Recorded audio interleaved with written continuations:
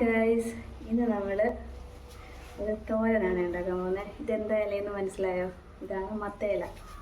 ഈ ഇല വെച്ചിട്ട് നമുക്കൊരു തോരൻ ഉണ്ടാക്കിയാലോ? കാണിച്ചു തരാവേ, വാ. ഇലയൊക്കെ നമ്മൾ നന്നായിട്ട് കഴുകിയെടുത്തിട്ടുണ്ട്. ഇത് താഴെ പിടിക്കുന്നില്ല, അന്നേരം ഇതിനകത്തൊന്നത്തിലൊക്കെ മണ്ണും എന്തെങ്കിലുമൊക്കെ കാണാം. അന്നേരം നന്നായിട്ട് കഴുകിയെടുക്കണേ. കുഞ്ഞായിട്ട് അരിഞ്ഞെടുക്കും.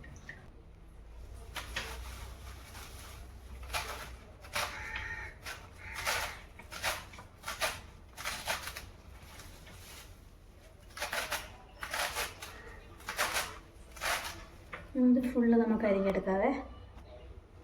അങ്ങനെ നമ്മൾ മത്തയില ഫുള്ള് ഇങ്ങനെ അരിഞ്ഞെടുത്തിട്ടുണ്ട്. നമുക്കിനി ഇത് തോരൻ വെക്കാവേ. കാണിച്ചു തരാം. ഇനി നമുക്ക് ഈ തോരൻ എങ്ങനെ അരപ്പ് റെഡിയാക്കുന്നതെന്ന് കാണിക്കാം. ആദ്യം നമ്മൾ കുറച്ച് തേങ്ങ, ഇതാണ്ട് കുറച്ച് ജീരകം, ഇനി കുറച്ച് മഞ്ഞൾപ്പൊടി,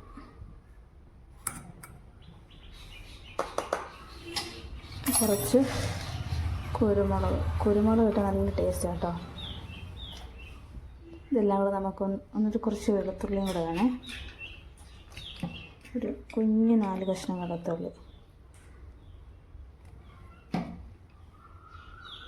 ഇത്രയും കിട്ടിയിട്ട് നമുക്ക് നന്നായിട്ടൊന്ന് ചതച്ചെടുക്കും. അങ്ങനെ നമ്മൾ ചതച്ചെടുത്തിട്ടുണ്ട്. ഇനി നമുക്ക് കടുക് വറുത്തിട്ട് ഈ തോരൻ എങ്ങനെയാണ് ഉണ്ടാക്കുന്നതെന്ന് കാണിച്ചു തരാം. വായോ. അതിനിപ്പോൾ കുറച്ച് വെളിച്ചെണ്ണ ഒഴിച്ച് കൊടുക്കാം. കടുക് ഇട്ട് കൊടുക്കാവേ. ഇനി നമുക്ക് വേണ്ട ഉണക്കമുളക് ഇട്ട് കൊടുക്കാം.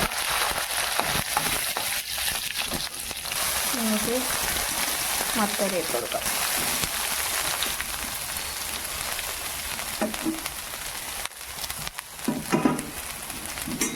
അടച്ച് വെച്ച തേങ്ങയും കൂടി ഇതിനകത്ത് ഇട്ട് കൊടുക്കാതെ നന്നായിട്ട് ഇളക്കാം.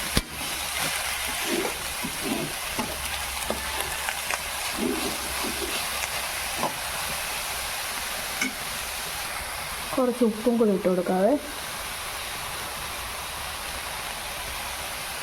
നന്നായിട്ട് ഇളക്കിയിട്ട് അടച്ച് വെച്ച് വേവിക്കാം. ഒരിത്തിരി വെള്ളം തളിച്ച് കൊടുക്കാതെ, ഒരിത്തിരി മതി, ഒരു സ്പൂൺ വെള്ളം.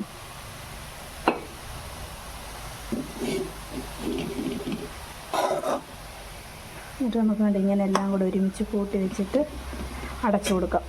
അടച്ചിട്ടൊരു ഇച്ചിരി സമയം മതി കേട്ടോ. അങ്ങനെ നമ്മുടെ മത്തയില തോരൻ റെഡി ആയിട്ടുണ്ട്. ഇനി നമുക്ക് കഴിച്ച് നോക്കാം. മത്തയില തോരൻ അങ്ങനെ റെഡി ആയിട്ടുണ്ട്. ഇനി നമുക്ക് കഴിച്ച് നോക്കാം. നോക്കാവേ, എങ്ങനെ ഉണ്ടെന്ന് നോക്കട്ടെ.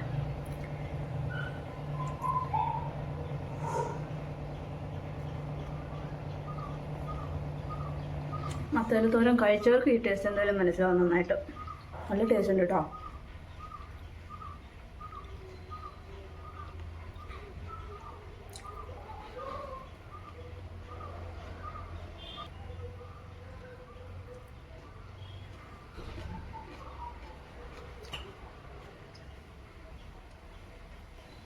അടിപൊളിയാണ്. നിങ്ങളൊന്ന് കഴിച്ചു നോക്കണം, എന്നാലേ ഇതിൻ്റെ ടേസ്റ്റ് മനസ്സിലാവും.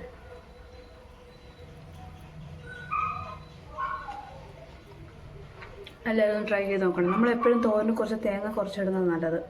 നമുക്ക് ഇലയുടെ ടേസ്റ്റൊക്കെ അറിഞ്ഞ് കഴിക്കാൻ പറ്റും. Okay, by.